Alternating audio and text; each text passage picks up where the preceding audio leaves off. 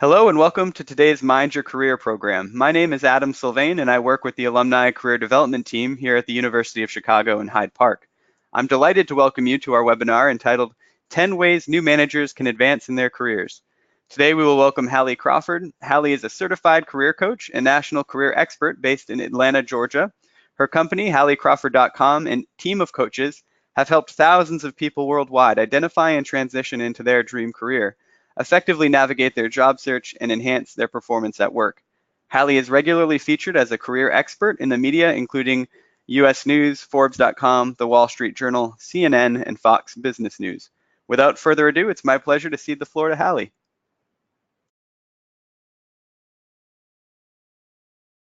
Thank you so much, Adam. I have to do my little technology thing for a second here, everybody, so I appreciate your patience as I come online. So I am Hallie Crawford, thrilled to be here with you all today and really appreciate your time. We are going to be talking about, as Adam mentioned, 10 ways new managers can advance in their career. So I am a certified career coach and the founder of my own company, HallieCrawford.com. And I wanted to just let you all know, too, that I have a special affinity for people who lived in Chicago at any time or from Chicago and the University of Chicago, because I lived in Chicago for about 10 years a long time ago. So we are here to talk about how new managers can advance in their career. And one of the things that I wanted to mention to you is that I completely understand how it feels to be kind of new to something, especially as a new manager, because when I started my business 18 years ago, I didn't have any staff. It was just me. And over time, as I grew my coaching practice, I had to understand and learn how to manage people effectively, not just the vendors that we work with, but also I now have a team of coaches, resume writers, and staff members for my business as well. So I get how this can feel and a little bit overwhelming.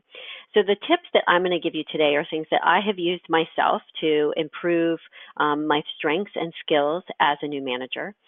And also, these are the tips and advice that we give to our clients as well to help them with these same things. And if you notice, as I go through the presentation or webinar today, I may be looking to the left, or my left at least, a little bit. I have a split screen here, and I'm just kind of checking to make sure that we're on time and everything else. So that's what's going on there. So first of all, as I said, I've been coaching and training for over 18 years. I know I might sound like I'm 12. I'm actually 46 and started my coaching practice when I lived in Chicago in my late 20s.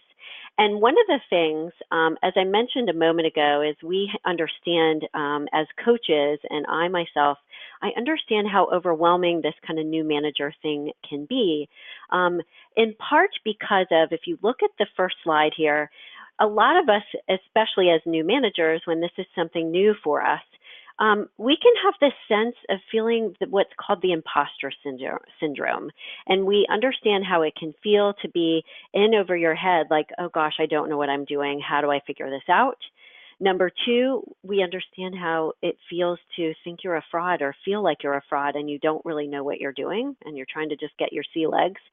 And we also get how it can feel to be unsure how to be successful in your career long term as a manager or otherwise, and overwhelmed with these new responsibilities. So a lot of the new managers we work with, and these were the feelings that I had as well when I became a new manager, these are the things that are common, or we find are most common kind of obstacles or fears for new managers.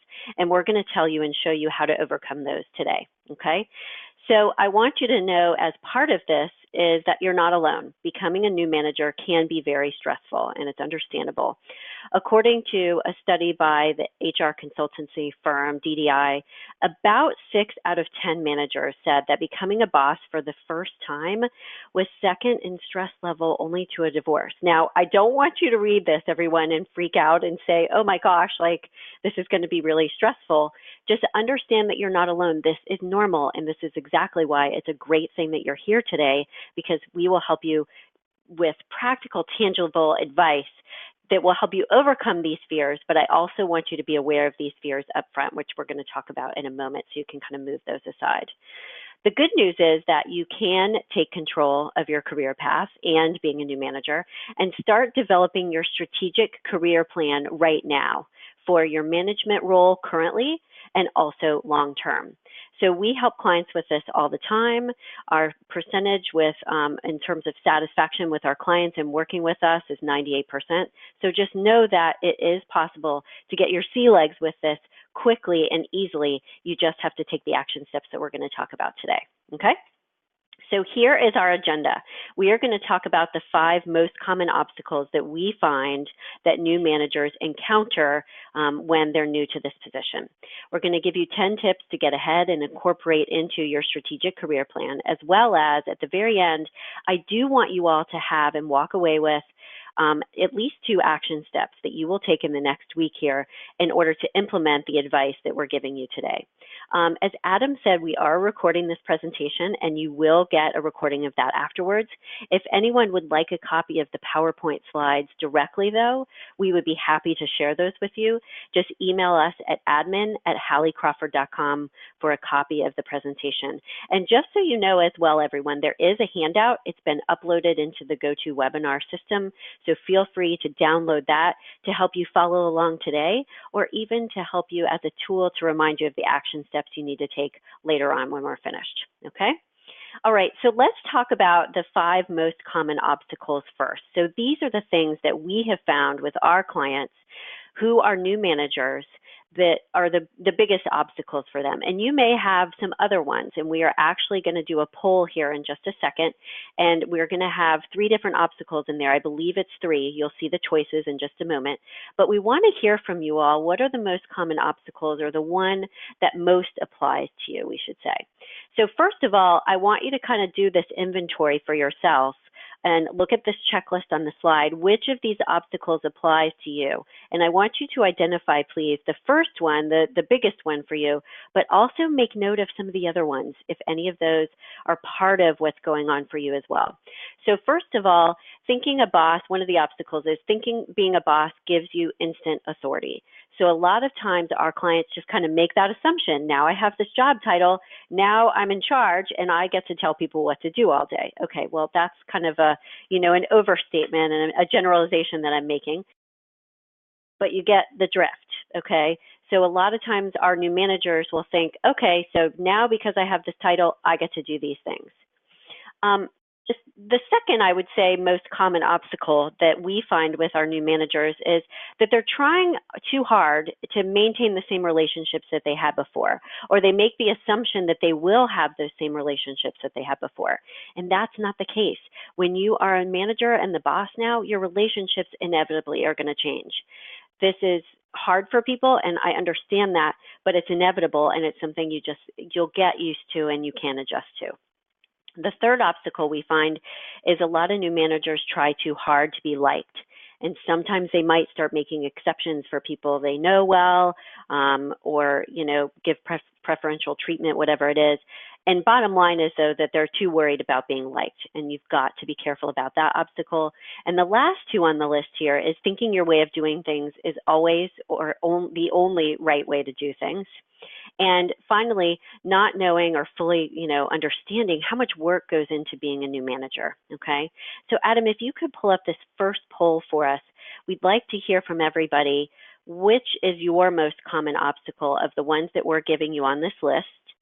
And again, as I said, as we're taking these responses, please feel free to write these down so that you can fully understand, okay, these are my top 2, whatever it is, because we want you to address all of them, because understanding them up front, kind of awareness is the first step, right? And then it's about taking action to overcome them. So, and Adam, if you could share the results with me, that would be great. I always have trouble seeing where they are on my toolbar here and being able to read them. Yeah, absolutely. So the poll is launched now, and we're getting our responses kind of clocked in here. So about half our attendees have voted. So I'll just give a few more seconds, and then I'll close the poll and share the results with everyone. Perfect. And I know I'm throwing a lot at you guys at once, so just try to digest what you can. And remember, too, you'll have the recording and you can have the presentation afterwards as well if needed.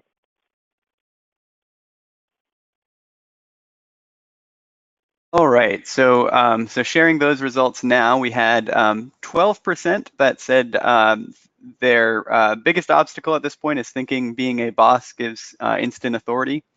We had 29%, which was the largest percentage, that mentioned trying to maintain the same relationships as the biggest obstacle.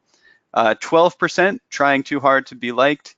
24% thinking your way of doing things is the only right way, and another 24% not knowing how much work goes into being a manager. So a good split.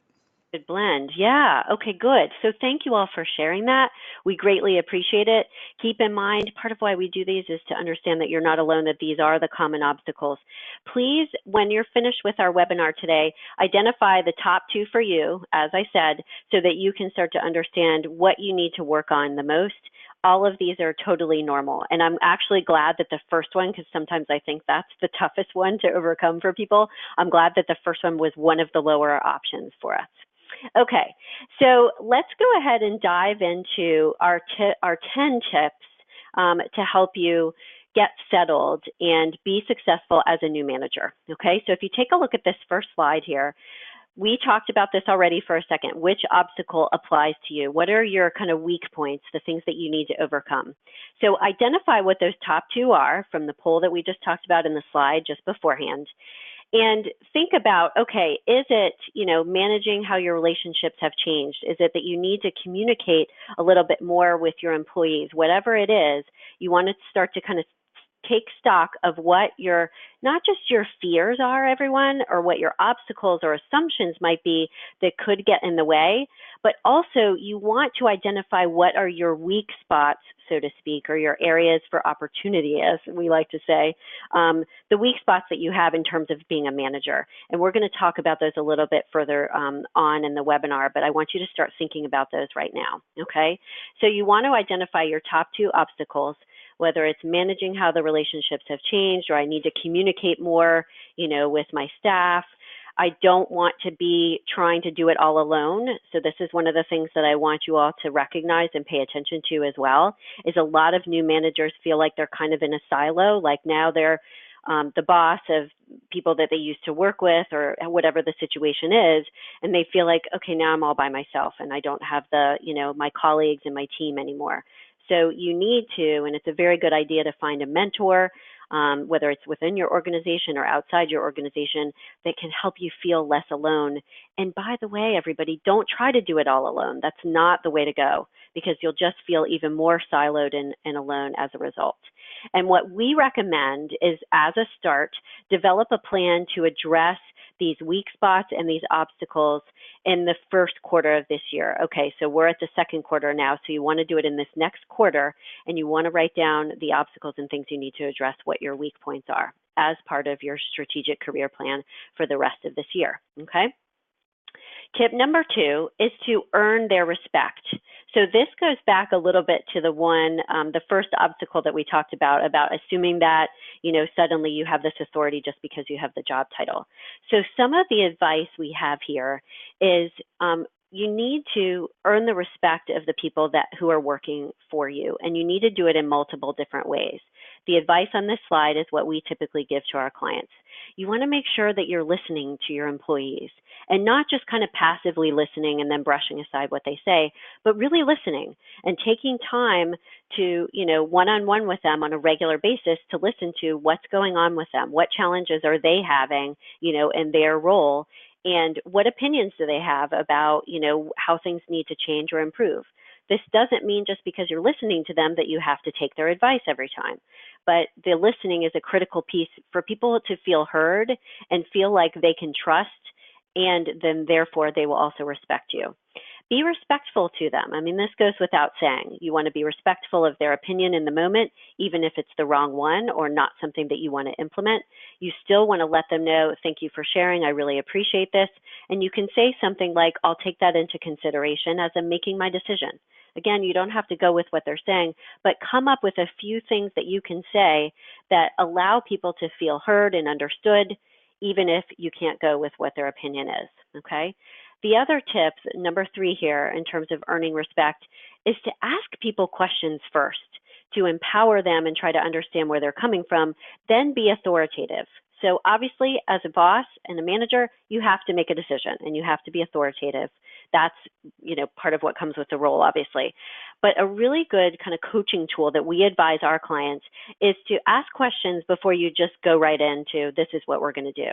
Garner feedback, get their opinion about things, how do they feel about those things, and ask really powerful questions, not just yes or no questions, but how can we improve this program or system? Things that assume a positive outcome and are not just a yes or no answer. When you use and leverage powerful questions, and this is a very good coaching tool that most coaches will use, when you use powerful questions, it assumes a positive outcome and it forces the person to come up with a solution instead of just a yes or no answer that shuts down the conversation. It opens up possibilities and it also opens up the conversation for more opportunities and different perspectives. Take time every single month to get to know their strengths, their personality type, and their values.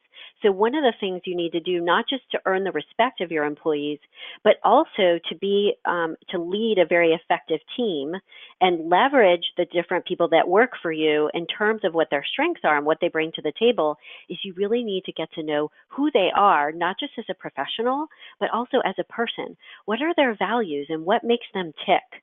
You can ask them why they enjoy their jobs. What are their, most enjoyable tasks or projects that they've ever worked on? Ask them what they feel their strengths are and how they want to leverage those on a regular basis, and are they leveraging them?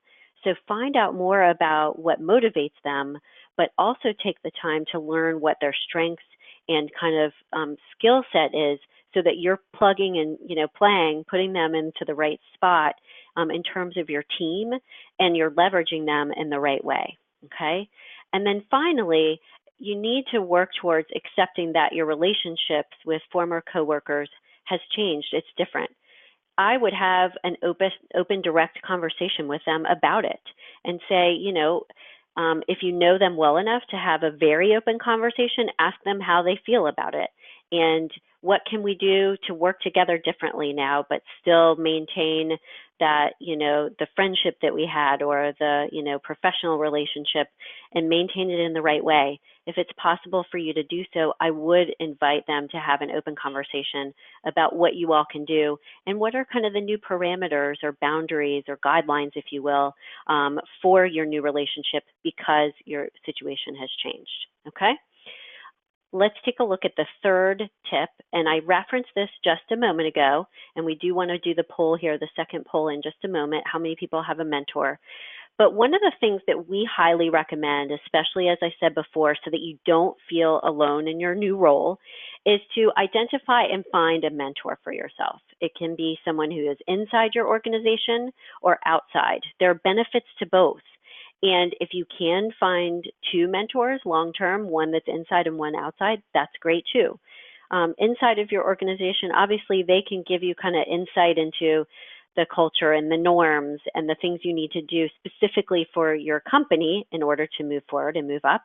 Outside your organization, they can also give you just kind of industry-wide or industry-specific advice, but give you an objective perspective on what it's like at other places. So like I said, there's value to both. If I were to choose one or the other, I would start with a mentor inside of your organization first, because I think that value they bring, kind of that insider knowledge, can be more helpful from the get-go. And like I said, one of each is ideal. If you look on the slide here, I would set up regular meetings with them. This is a time to do that. You may have had a mentor in the past for your career, but now that you're a new manager, it's really critical to have somebody to lean on.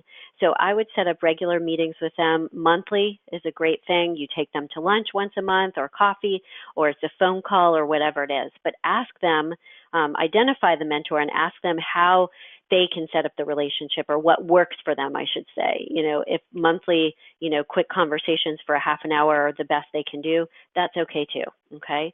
Ask them for advice and make sure that you are open to feedback. And by the way, ideally, everyone, being open to feedback goes back to feedback from your employees as well and your new co-managers. That's a critical piece to being an effective manager, is not just accepting the feedback, but also asking for it. So it's okay to ask for, feedback and input. You want to balance that, obviously, with demonstrating your confidence, okay? And we'll talk about that a little bit more, and we can in the Q&A portion if we need to. but at the very least, if someone provides you with feedback, you need to be open to it and take into account what they're saying. And finally, and Adam, if you can go ahead and set up this next poll, that would be great. Make sure that you take advantage of any training programs, either that your organization offers or that, online courses. We like lynda.com, Lynda, for online courses. We hear great things about those classes. The General Assembly is another in-person training option that is now open in a lot of cities across the U.S. And there could be, even through your industry, a new manager's training program through your association.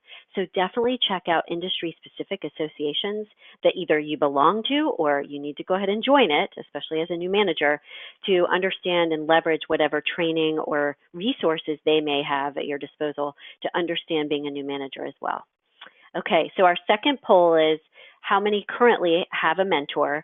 And I do want, and then Adam can read out the results here, but I do want you to think about a mentor in this case as for you as a new manager and how to develop that skill set. So as I said, if you had one from before, you need to make sure that you move into kind of this topic area. Okay, Great. So, Adam, what have we got? yeah, we've got just about all of our answers coming in here. So I'll go ahead and close and share that with everyone. So we have Awesome. a breakdown of 35% say yes, they do currently have a mentor, and 65% that do not. Okay, good. All right, so for the 65% of you that do not, please go ahead and start looking for one. By the way, just know that I don't expect it to happen overnight. This can take time. Your alumni association from or through the University of Chicago is a great place to try to identify possible mentors, because if you send an email to someone through that online database, their input and referral from alumni association, they're much more likely, obviously, to respond to you. And no, Adam didn't pay me to say that. I tell all of our clients that. And for those of you who already have a mentor, that's fantastic. Make sure that you think about, from the obstacles that we talked about just a moment ago, what are your top issues or challenges, if you will. Make sure that those topics of conversation are going to come up in your next meeting with your mentor. Okay, so let's look at tip number 4, and this is continuously enhancing your skill set. So in order to continue to progress and be successful as a new manager, you want to include the coursework, like we started to talk about in the last slide, in your annual career plan, in your strategic career plan, to enhance your qualifications. In this case too, in addition to looking outside of your organization, we do want you to ask your boss or HR department either for ideas, and if you already have some ideas from looking at lynda.com or General Assembly, for example, or any continuing or adult education locally, run it by them first to make sure that it's going to be relevant for your job and they're supportive of it. In some cases, your organization will have funds to be able to support you with that training. In some cases, not. But we at least want, if you're going to spend the time and maybe the money, we want it to be the right thing for you. So do run it by them. There are a couple of other websites on the slide here. Lynda.com we mentioned, Coursera is another one, and industry-specific courses we mentioned as well. In some cases, a certification, everyone, not a certification necessarily to be a new manager, but a certification within your industry.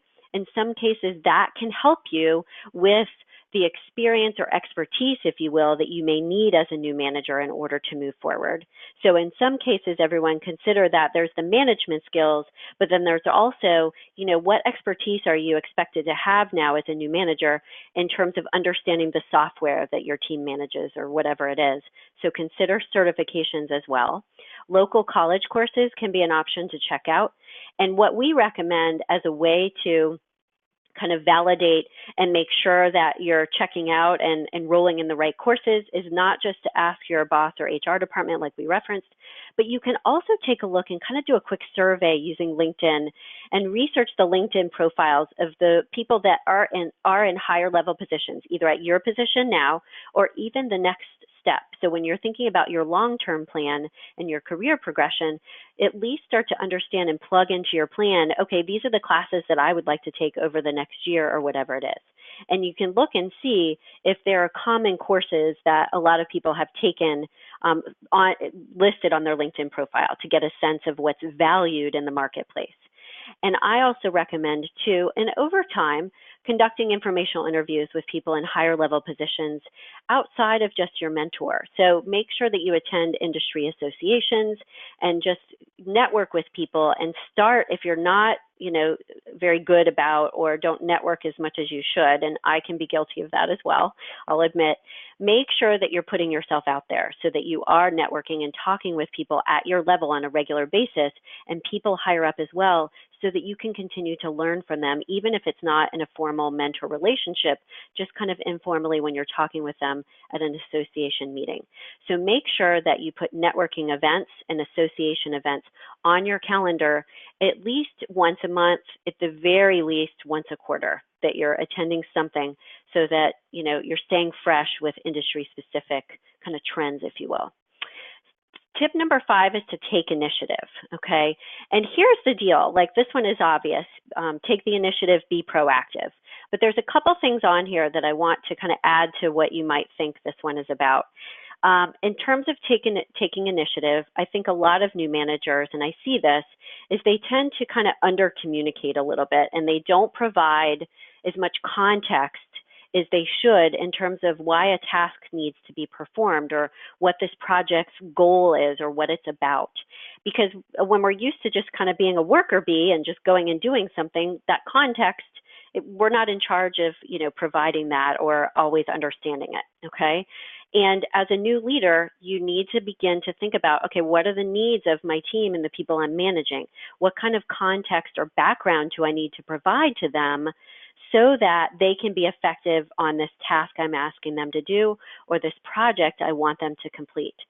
So err on the side, especially at the beginning, of over-communicating versus under-communicating.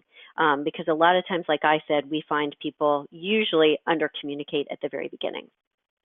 The second piece of advice on here is to observe and emulate other managers in your organization. So not just talking with them, whether it's a mentor or an informational interview, but also pay attention to the other leaders in your organization. What are the soft skills that they have that you feel you need to adopt or address or, improve in yourself? And when I say soft skills, I mean, is it, better handling or leading team meetings?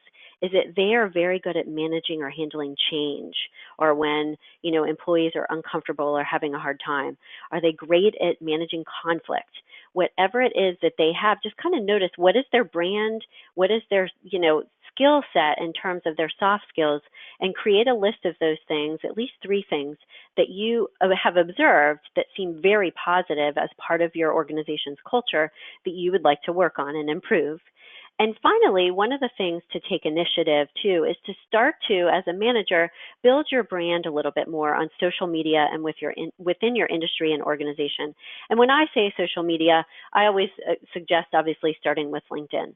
It's not like you have to write an article every single week and post every single week, but start to get more involved on LinkedIn so that you are building your brand professionally, because that will last you well outside of, when you're at your organization. And when it's time for a promotion, you'll have this brand on LinkedIn and have a lot more kudos from clients and employees to add to your presentation for your promotion. But also showing that you're a thought leader in your industry makes a big difference for hiring you for that next position as well, and just simply being influential within your organization. So we recommend, whether you write an article once a month or you share something, twice a month on LinkedIn, you comment on other people's articles and suggestions, you participate in LinkedIn groups, do something, set a goal for yourself to do something on LinkedIn at least twice a month, whether it's sharing something, liking something else, or commenting on someone else's post, to start building your brand there on LinkedIn. Tip number 6, let's move to this one, is to be confident.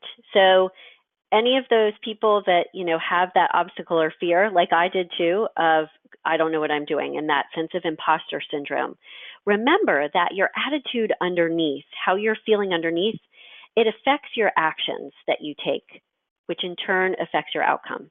We all know how we feel when we go into a room for networking or into a presentation and we feel, confident versus we're scared and, freaked out, okay? So you need to pay attention to those obstacles that we talked about before in order to start to overcome them, Write a list of what your strengths are already as a new manager, if that is one of the things you need to do to boost your confidence. Make sure that you save the kudos that you've gotten from former coworkers or any kudos that you get over time from your clients or employees, to save in kind of like a brag book, if you will, on your desktop, so that you've got something to kind of refer to remind you of your strengths to help boost your confidence as well. 85% of our clients, they tell us that they are their biggest obstacle to achieving their career goals. So 9 times out of 10, give or take everybody, we are the ones that are getting in our own way. And so this is why these obstacles, although it may seem like, okay, why are we talking about that up front? It's really, really critical because it's going to impact or affect how you come across to your employees. So you want to identify the areas that you feel less confident. And what I mean by this is, are there specific situations that you're having a harder time with? Are you less confident in front of a specific group of people? Is it that you're less confident when you're talking one-on-one with someone? Is it one person that is more intimidating to you than somebody else's? So identify the situations and or the people or whatever it is that where you feel less confident, and start to develop, like it says on the slide here, affirmations for those areas, or the brag book, like I said, or ask for feedback or an opinion from a trusted coworker, what they think and how you should handle the situation and how you come across, okay? The other thing we want you to do as well is to watch your body language. So notice the people in your current workplace who already seem confident and come across as confident as managers. What is their body language? And what for you makes you feel more confident? Is it when you sit up straight or when you're sitting back a little bit? Is it when you have your hands on the table, or do you need something to hold on to like a pen, because that makes you feel more confident and calm? Whatever it is, pay attention to your body language, because that's a critical piece, remember, to communication and how you're coming across, whether you're being or coming across as confident or feeling not so confident, okay? So watch your body language, and it could be something that you do for a whole day. And for example, that one day you have a journal and you just pay close attention to, okay, what am I doing with my hands? How do I sit when I'm in meetings? Make sure that you're sitting up straight and that you're engaged. So pay attention to how you need to adjust and fix it, as well as what's common right now, okay? So that's tip number 6, be confident. Let's move to tip number 7, and talk about developing your leadership skills. So this one is kind of obvious as a new manager, right? And by the way, everyone, on the next slide here, we have kind of a leadership assessment that I want to show you that will help you understand and identify the top areas you need to be focusing on as a leader and help you identify what you need to work on. So in terms of leadership skills, though, we have put some of the top leadership skills we feel are important on this slide. You want to make sure that you're able to motivate other people on your team. That's a critical piece to being a good leader. You want to make sure that you're taking the right leadership role in meetings or within your team and doing that in the right way, obviously, to lead them in the right direction. One of the things that we have found is critically important is how to handle conflict effectively. I mentioned that before. And also, quick drink of water, sorry. The thing I mentioned before, too, that is really important is how to effectively manage change. So if the organization is going through some sort of, acquisition or whatever is going on, being able to manage change is really important as well. Both of these two topics, by the way, everyone, conflict and managing change, highly recommend courses like on lynda.com for those, or even a book on Amazon, because those are two really big things that a lot of people don't handle as well as they could, and they're critically important to being a solid leader. And then finally, one of the books that we really like too is to develop your emotional intelligence. And the book here is Emotional Intelligence 2.0. We find this one as an easier read. And the emotional intelligence, I was talking with a client before. He used to be, it was actually this morning, he was the former CEO of Invesco. And he said to me point blank just this morning, he said, Hallie, a big part of why I was successful is not just because I understood the, financial element of my job and how to understand and analyze the data to move us forward and make sure that we were making progress. He said, it's because I'm a people person, and I was able to get people on the bus and, get their buy-in, because he's a very genuine, authentic guy. He's a great guy.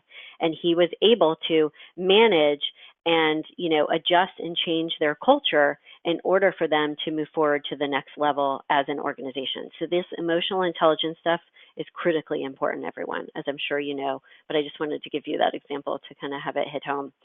So here are the top 10 leadership skills. I would recommend that you all get the presentation, print this out for yourselves. This is from Development Dimensions International. It's kind of a tongue twister. It's a consulting firm that is it's been around forever, very highly regarded. But these are the areas that they say are the top 10 leadership skills that leaders require today in the workplace. What I would recommend is I would rank yourself in each area, obviously, and identify your top 3 areas for development. Start with 3 just to, keep it simple and easy. And one of the things that I would highly recommend everyone does as well is take a risk and ask your supervisor, your boss, your new boss, whatever, ask them how they see you and what are the areas that you need to improve and where are your strengths as well. So you want to focus on both your strengths and the areas for improvement. But I highly recommend you get some outside feedback also because it can be incredibly helpful. If any of you feel like you need additional advice on anything that we've talked about today, the 10 leadership strengths, whatever it is, I'm happy to offer a free career strategy session. Please just email us at admin@halliecrawford.com. I'll reach out to you to get that set up. What I wanted you all to know is that I understand that, this advice we're giving goes kind of across the board, but I realize that everyone can have a very specific, different situation. So if you feel like that's the case for you and you're like, but this is my situation in this way, please feel free to set up that strategy session. I'm happy to talk with you about that. Okay, tip number 8 is to ask for and implement constructive feedback. So we talked about this a little bit before. Take a look at the slide here, everyone. In terms of feedback, the incorrect response to feedback, as we can all imagine, is on this slide. You don't want to dismiss it. You don't want to just blame the other person or criticize them. That's especially not going to go well as a new manager. You want to make sure that you at least hear people's thoughts. Sometimes they just need to vent and get it off their chest a little bit. And the correct response, ideally, is to accept the feedback, implement changes, and make improvements, as a result. Now, here's the deal. Again, this is not that you have to believe everything that they're saying and agree with it, and you don't have to adopt their way of thinking or take the action steps that they're suggesting. You're the boss, you get to decide. But at least take a moment to filter through what is true or maybe accurate about what they're saying instead of getting defensive, which a lot of times is our natural response, okay?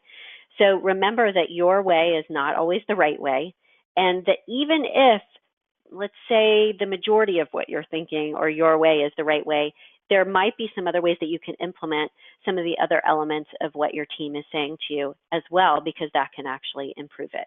And as part of this, what we want you to be good about as much as possible is to ask for that feedback and input. Well, what do you think? Does this make sense? Should we be doing something, a different way? What's your opinion on this or your experience? Then you can go back and you can make the decision that you need to make. But at least soliciting that feedback can be incredibly important, and it empowers your team. Okay, so tip number 9, we're almost to tip number 10 here, and we're going to do one last poll here. But tip number 9 is to build your brand, and we talked about this a little bit before with LinkedIn. Write, share, and comment on articles.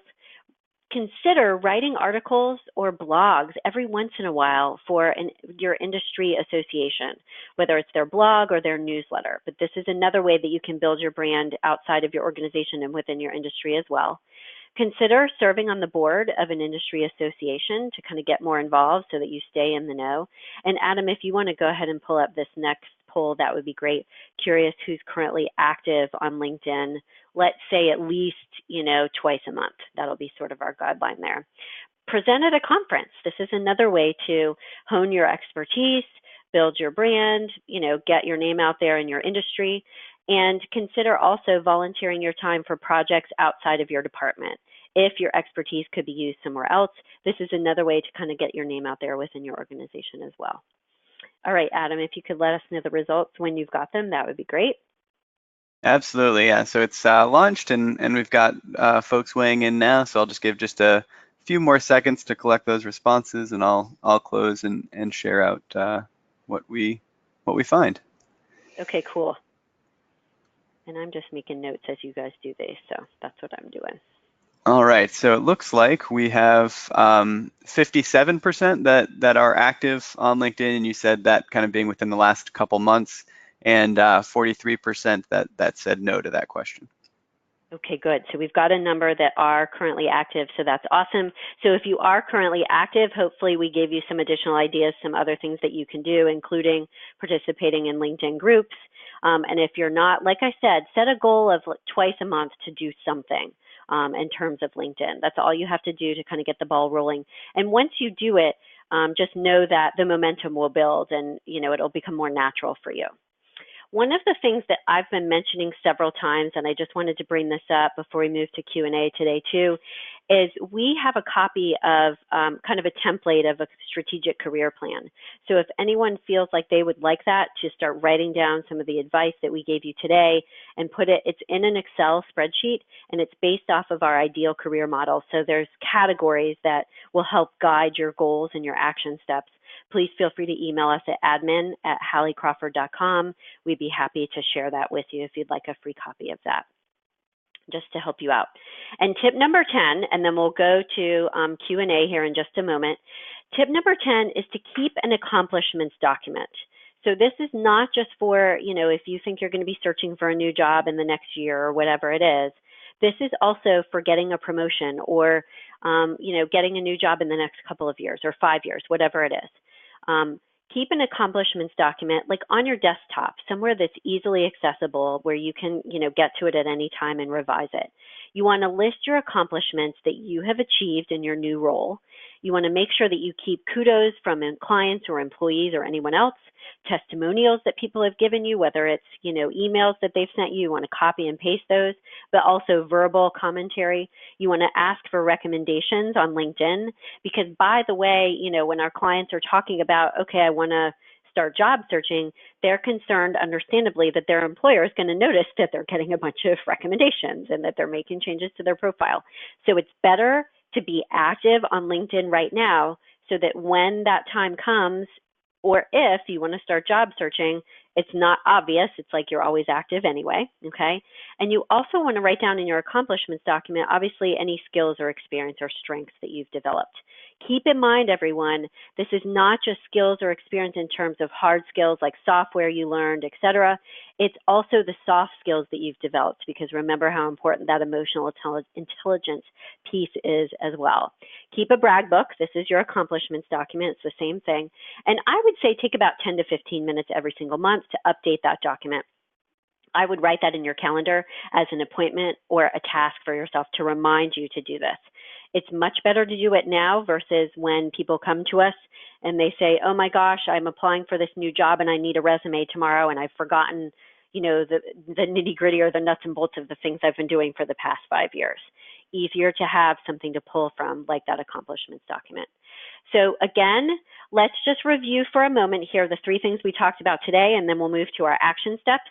We talked about the obstacles. You want to identify what your top 2 obstacles are so that you can start addressing those using the advice that we gave you. The top tips to move up in your organization.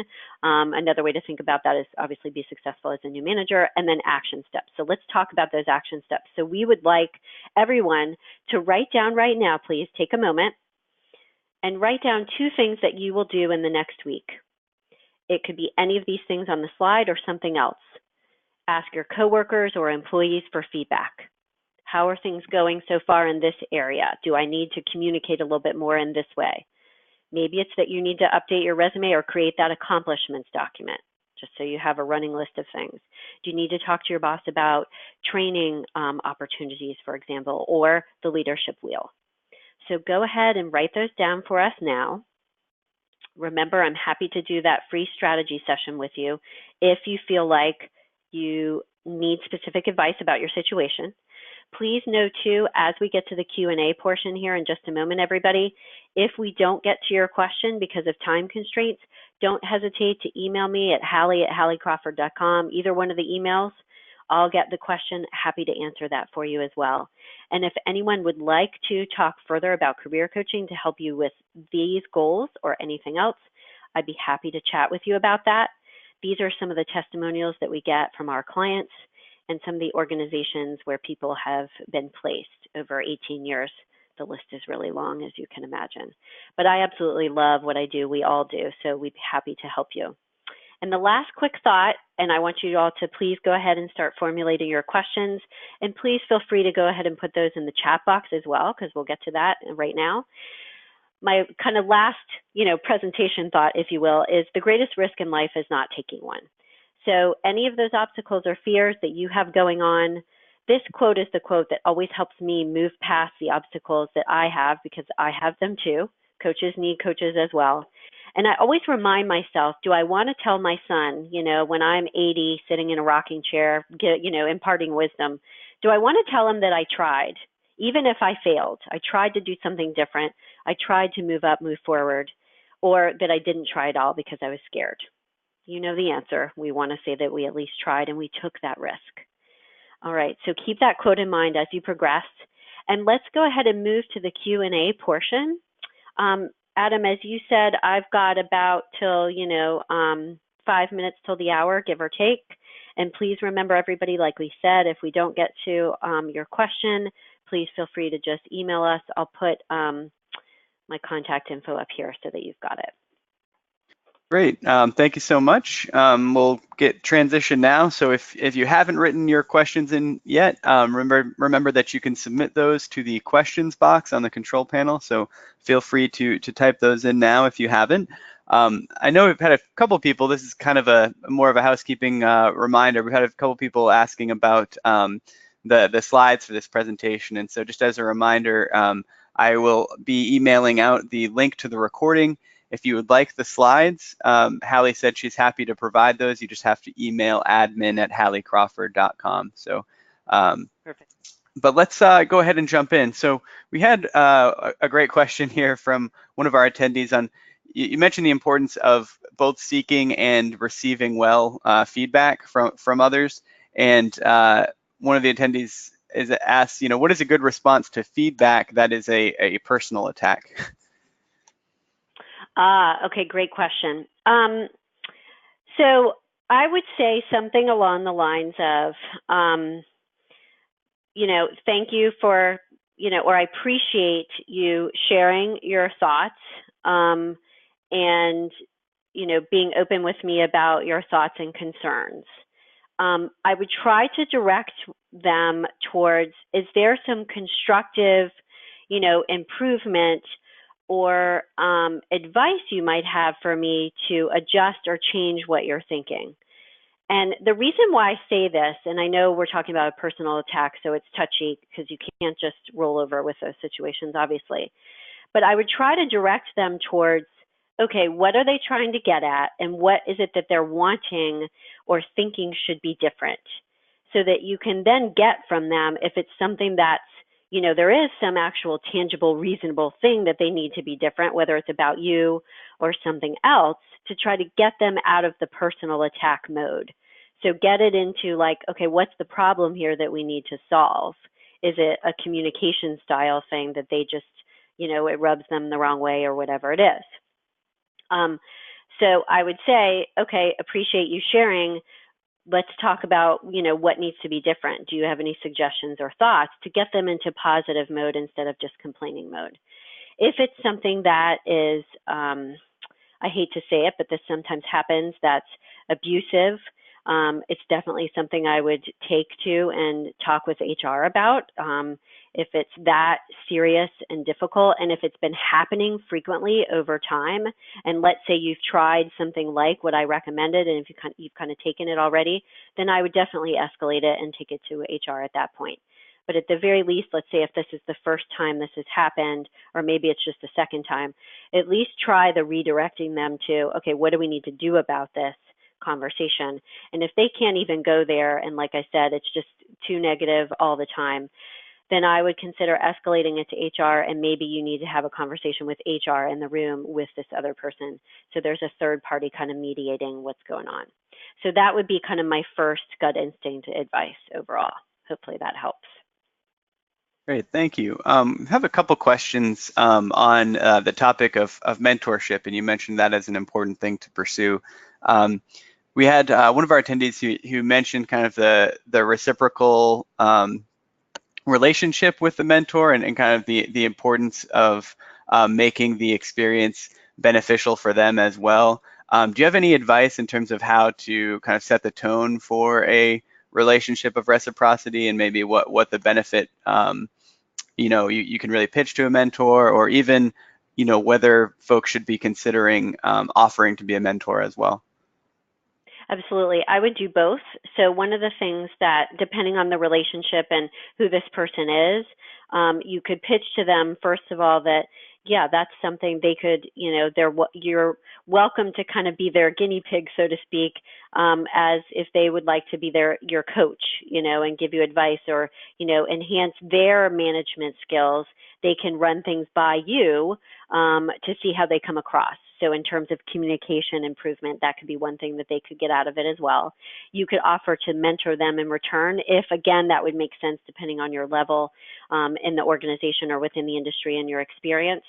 Another thing to offer too is I'm happy to help you in any way. If it's giving them feedback or advice, maybe on a speech that they've written or, on something else that they're working on or a project. And offer to introduce them to people that you may know. So if you have people in your network that could be useful or helpful to them for a business opportunity or whatever it is, you can offer that up as well. So with that person, I would specifically think about how could I help them? What might they need in general? And from me also, and make a list of those things so you can pitch them to them. So those are some ideas that I would recommend that, the things they can get out of it too. Great, thanks. And kind of a follow-up to that as well. I think one of the pitfalls of certain mentorship relationships, if you're not careful, is that they can tend to, you might be really enthusiastic and find somebody who you connect well with and can bring questions to early on, but then if there's not sort of structure in place or you haven't really articulated what you hope to get from that mentorship relationship, it can sort of peter out over time. Do you have any recommendations in terms of, I know there are more formal or informal mentorship arrangements. Do you encourage or suggest kind of providing a baseline structure and talking about, or making plans to how you'll sort of sustain that relationship over time?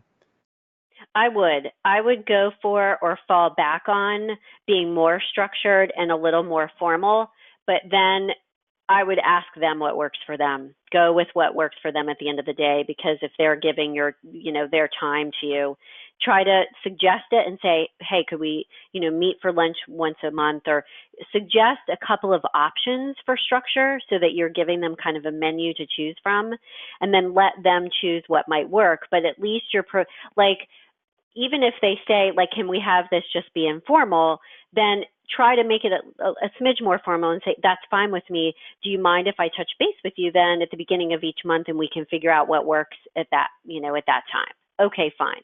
So go with what they want. Provide structure kind of as a collaborative, partnership. So you come up with ideas, let them come up with ideas, or choose something, meet in the middle, and then go from there. But erring on the side of at least some sort of structure that you'll have some sort of communication on a regular basis. Great, thank you. Looks like we have time for one more question, and kind of still on this related topic of mentorship, and I think it'll be a good segue to information I would like to share with folks. So the question is, somebody is pursuing an external mentor. Is it appropriate to cold call, quote unquote, cold call someone on LinkedIn, or just reach out to somebody who you might not have a prior relationship with? You can. That's the hardest way to find someone typically. So I don't necessarily recommend doing that first, but absolutely you can. If this is the perfect person and you don't have any connection with them, or like a second connection in between, absolutely you can reach out to them, because you never know. Because I say that's not the ideal thing, but honestly, that's what I did for my master's degree from the University of Illinois. Is I contacted someone cold, and she agreed to be on my thesis committee, and is still a very close friend of mine, and has helped my career enormously.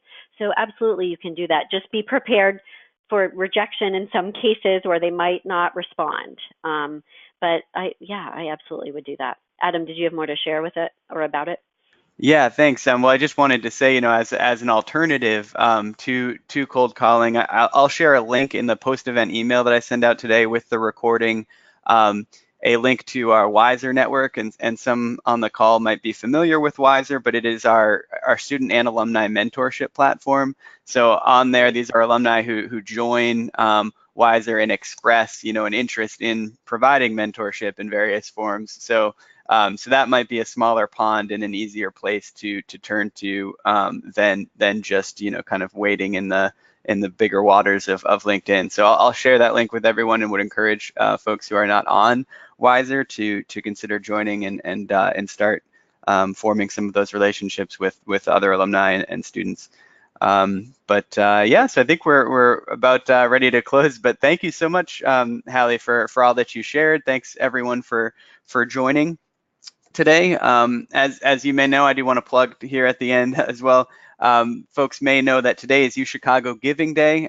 This is a day-long, 24-hour celebration in support of the degrees, decades, and memories that make this university exceptional.